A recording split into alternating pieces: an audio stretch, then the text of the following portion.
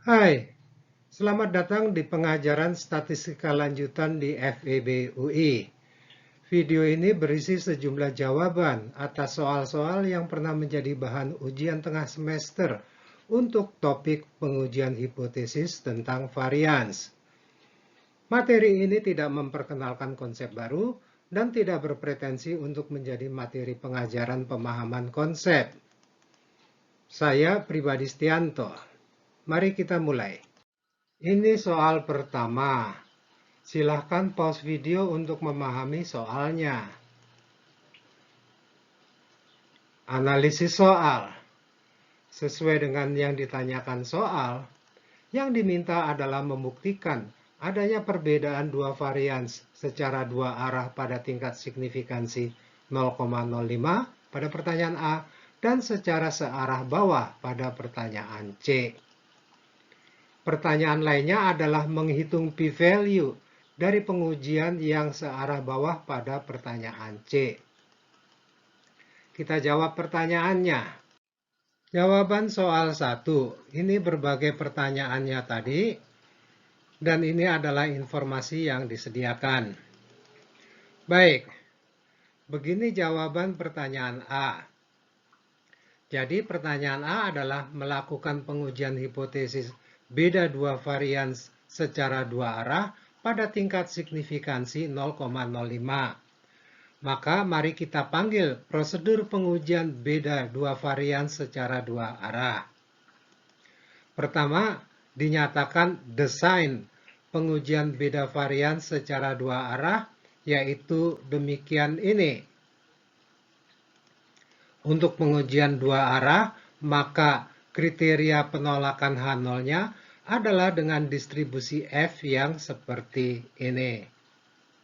Jadi ada di dua ekor dari distribusi F. Dengan statistik uji yang demikian. Dan terakhir adalah kesimpulan. Terlihat bahwa kita memerlukan berbagai besaran ini. Nilai kritis dan nilai-nilai kedua varians yang diperbandingkan. Nilai-nilai kedua varians yang diperbandingkan itu tersedia di sini. Sedangkan nilai kritis kiri dan kanan pada alfa 0,05 dengan ukuran sampel 25 dan 20 ini, sehingga derajat bebasnya adalah 24 dan 19 ini, maka nilai kritis di kiri adalah 0,426 yang selain berdasarkan tabel, bisa juga dengan fungsi Excel sama dengan F titik inverse dalam kurung 0,025.24.19. Dan nilai kritis sisi kanan yang dengan fungsi Excel adalah sama dengan F titik inverse titik RT dalam kurung 0,025.24.19. Perhatikan perbandingan fungsi Excel-nya. Ada yang sisi kiri yang tanpa titik RT dan yang sisi kanan yang dengan titik RT. Kita bawa nilai-nilai tersebut ke lembar berikutnya. Disampaikan hasil dari lembar terdahulu. Begini jawaban pertanyaan A. Ini adalah desain untuk pengujian dua arah.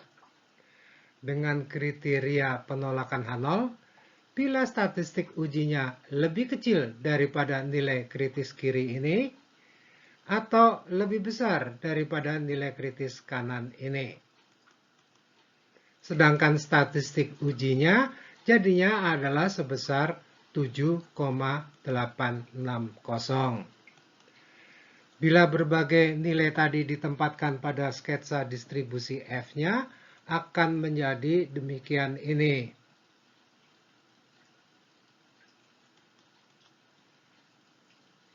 Maka dapat disimpulkan bahwa karena statistik uji 7,860 lebih besar daripada 2,452 berada di daerah penolakan, maka disimpulkan bahwa pengujiannya akan menolak H0, yang berarti tidak ada cukup bukti bahwa varians keduanya adalah sama. Kita lanjutkan dengan pertanyaan B.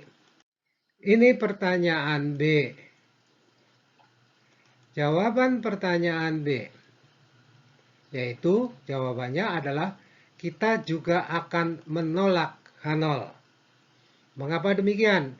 Karena bila pada sebuah nilai alfa tertentu keputusannya adalah menolak H0, maka dengan tingkat alfa yang lebih besar, kita pasti akan menolaknya juga.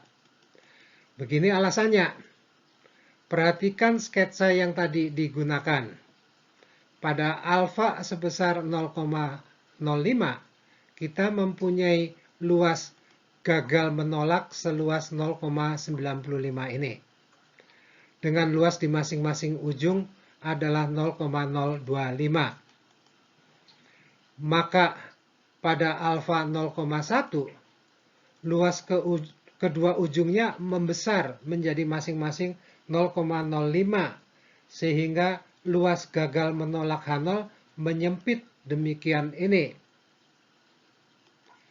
Dan kita bisa menyaksikan bahwa nilai statistik uji sebesar 7,860 tetap di daerah penolakan H0. Kita lanjutkan. Pertanyaan C, melakukan pengujian beda varian secara searah bawah untuk menguji apakah variabilitas mesin 2 lebih kecil daripada variabilitas mesin 1 dengan tingkat signifikansi 0,01. Untuk menjawabnya akan dipanggil dahulu prosedur pengujiannya yang sesuai. Untuk pengujian searah bawah dengan nilai varians 2 lebih kecil, perlu mempunyai HA yang demikian. Jadi varians 2 ditempatkan sebagai pembilang pada rasio tersebut. Sehingga kita akan mempunyai desain yang demikian ini. Dengan desain seperti itu, maka kriteria menolak H0 adalah demikian ini. Daerah kritisnya ada di sebelah kiri. Dan selanjutnya ada statistik ujinya yang demikian. Perhatikan bahwa sesuai dengan rasio pada desain, maka rasio pada statistik ujinya ini, varians 2 ditempatkan sebagai pembilang pada rasio tersebut. Tentu saja rasio tersebut akan menggunakan varians sampel sebagai statistik uji. Dan keempat adalah kesimpulan. Nah, kita akan memerlukan 3 besaran ini. Perhatikan bahwa karena yang menjadi pembilang pada desain adalah varians 2, maka derajat bebas V1 atau derajat bebas pembilang adalah N2-1 dan derajat bebas V2 atau derajat bebas penyebut adalah N1-1. Sehingga dengan N1 dan N2 yang demikian ini akan menghasilkan nilai kritis yang sebesar 0,342. Nilai ini dapat diperoleh melalui fungsi Excel. Luas di ujung kiri sebesar 0,01 adalah identik dengan luas dari ujung kanan sebesar 0,99. Sehingga dapat dinyatakan sebagai sama dengan F titik inverse titik RT dalam kurung 0,99,19,24 atau sama dengan F titik inverse dalam kurung 0,01,19,24. Adapun besaran lain yang diperlukan dapat dikopi dari soal yang sudah kita lihat sebelumnya ini. Mari kita lakukan pengujiannya. Pertama adalah desain ini. Kemudian kriteria penolakan H0 yang demikian. Dilanjutkan dengan statistik uji ini. Yang bila dibantu dengan sketsa distribusi F, akan menjadi seperti ini.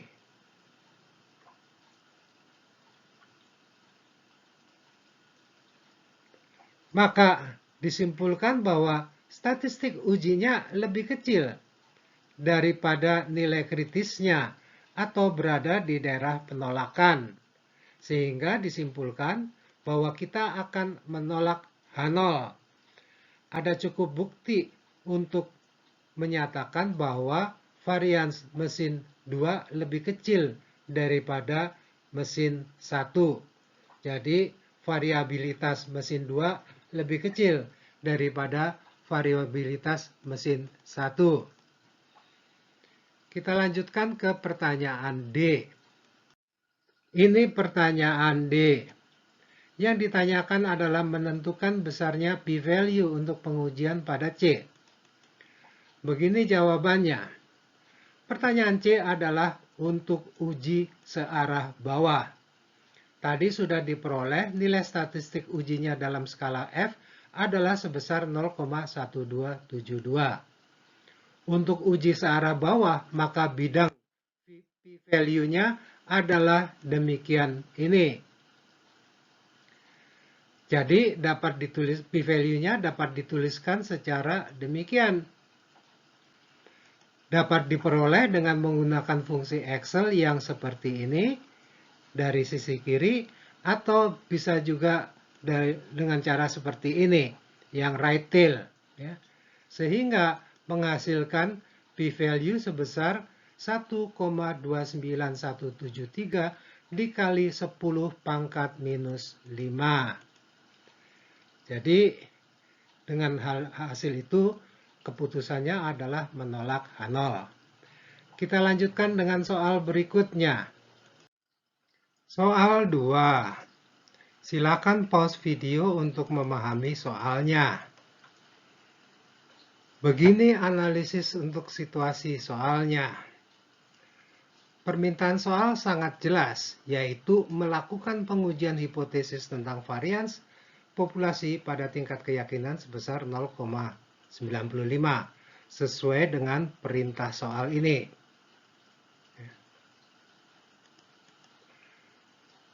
Sesuai dengan pernyataan pada soal, pengujiannya dilakukan secara searah atas, yaitu apakah variansnya sudah melebihi 169 km pangkat 2 yang diambil dari pernyataan ini. Dari data yang tersedia dapat disimpulkan informasi yang dapat diserap demikian ini.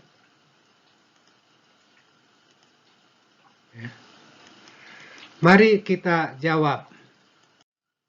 Ini pertanyaannya.